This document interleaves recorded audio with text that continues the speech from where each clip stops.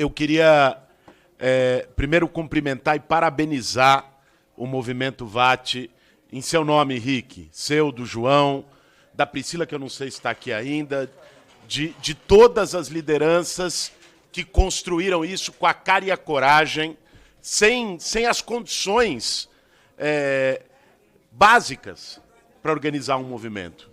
Né? Vocês foram e fizeram, deram a cara, se arriscaram, arriscando emprego, arriscando sustentação financeira, e ajudaram a construir uma pauta que está determinando o debate público no Brasil nesse fim de ano, e eu tenho certeza que vai também determinar o debate público no ano que vem. Porque tem uma coisa que, quando estourou na rede social a pauta do fim da escala 6x1, eu vi muita gente comentando, dizendo, puxa, né, conseguiu-se abrir o debate, que bom.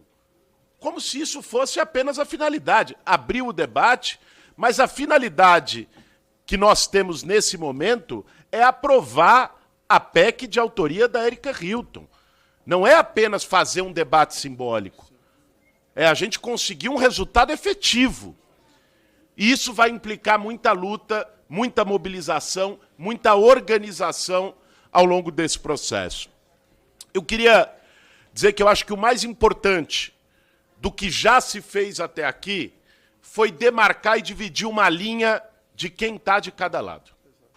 Às vezes, na política, não é tão nítido a gente perceber o lado de cada um. Porque os discursos se confundem. Porque nem sempre aquele que tem lobby com grandes empresários, que está aqui para defender grandes interesses, deixa isso claro. Aliás, normalmente não deixa. O discurso, não é um discurso como se todos defendessem o povo e os trabalhadores. Quando é que você separa o joio do trigo? Você separa o joio do trigo quando entra uma pauta concreta, objetiva. Que quem defende o trabalhador está de um lado, quem é contra o trabalhador está do outro. O fim da escala 6x1 é uma pauta concreta, objetiva e que define lados. E por isso é bom que a gente possa, nesse debate, até ouvir aqueles que se opõem, porque quando se opõem de maneira direta e franca, também mostram de que lado estão. O argumento, o ataque, melhor dizendo, porque nem é um argumento de que isso é papo de quem não quer trabalhar, esse nós não temos nem que levar em conta. Esse é o método mais rebaixado que a extrema-direita usa para não fazer o debate público da forma como tem que ser feito. Existem outros, aí sim, argumentos que nós vamos ter que trabalhar aqui nessa casa. Um deles é o que fazer com os pequenos e médios empreendedores. É importante que a gente paute isso, porque esse é um problema real. E muitas vezes, se a gente não apresentar uma resposta na discussão da PEC, isso vai ser utilizado por quem é contra para colocar um obstáculo e dizer a PEC é insustentável, porque o pequeno, o dono do boteco, né, o dono da padaria, vai falir porque não vai ter como contratar mais funcionários, isso vai gerar desemprego, então, em tese, o fim da escala 6x1 geraria mais desemprego. Nós vimos esse argumento, inclusive, na boca de jornalistas, de formadores de opinião e de parlamentares aqui no Congresso, quando o debate apareceu. E aqui eu tenho certeza, porque já conversei isso com o Rick, já conversei isso com a Érica, que é autora da PEC, que existe toda a disposição no nosso campo, e é importante que a gente deixe isso escrito e consignado, de discutir compensações para esse pequeno. Este pequeno, que emprega milhões de trabalhadores no Brasil, não é, pode ter uma compensação do ponto de vista de determinadas exonerações fiscais. O que a gente não aceita é desoneração fiscal de 83 bilhões por ano por agronegócio sem compensação nenhuma para trabalhador.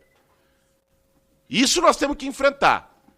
Agora, você chegar e dizer, olha, você que tem uma pequena mercearia.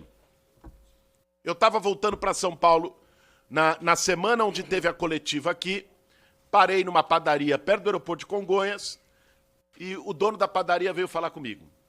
falou, pô, Boulos, eu vi que você está defendendo o fim da escala 6x1. Aqui a gente trabalha no 6x1 porque comércio, pô, eu tenho 6 funcionários, eu não consigo segurar, já estou endividado se acabar com a 6x1. Uma preocupação como essa é legítima. Da gente chegar para ele e dizer, olha, nós vamos acabar com a escala 6x1, mas ali um determinado tributo que você paga, a gente vai isentar, isso vai permitir que feche a conta, né? Você continua como está, você não vai perder a sua margem e o trabalhador vai conseguir viver com dignidade, vai conseguir ter o tempo para a sua família, ter o tempo para descansar, ter o tempo para estudar. Aliás, o ataque tão grande que se faz quando se responsabiliza numa falsa meritocracia os próprios trabalhadores por baixos salários ou pelo desemprego é que o trabalhador brasileiro não tem qualificação profissional, não tem formação profissional. Que trabalhador vai encontrar tempo para fazer um curso de qualificação profissional trabalhando na escala 6x1? Não vai ter. Então, isso é parte, inclusive, de um debate que permita ao trabalhador continuar os seus estudos, se qualificar, além de ficar mais tempo com a sua família, com os seus, tempo de descanso, isso que todo ser humano merece. E termino dizendo que eu acho que nós temos agora um desafio. Rick, Érica, que estão pilotando esse debate. Nós temos um desafio de garantir que a pauta permaneça acesa ao longo de 2025. Foi possível fazer um debate público de grandes proporções no último mês. Mas vai ter Natal, vai ter Ano Novo, vai ter Carnaval, a PEC vai entrar na CCJ, só para concluir, Érica, por favor, a PEC vai entrar na CCJ, depois comissão especial e plenário. É aí que a porca vai torcer o rabo. E é aí que a gente vai precisar ter uma pressão mais do que nunca de rua, de rede social, para não deixar que discursos e resistências como essas que vocês viram aqui ganhem mais força e obstruam a tramitação da PEC. Então, temos muito trabalho pela frente e eu acho que essa audiência, te parabenizando, Érica, faz com que a gente termine o ano mantendo a pauta de pé, sabendo dos desafios que a gente vai ter o ano que vem, e eu espero que o ano que vem a gente não termine com uma audiência. A gente termine comemorando a aprovação da PEC e o fim da escala 6x1 no nosso país. Tamo junto.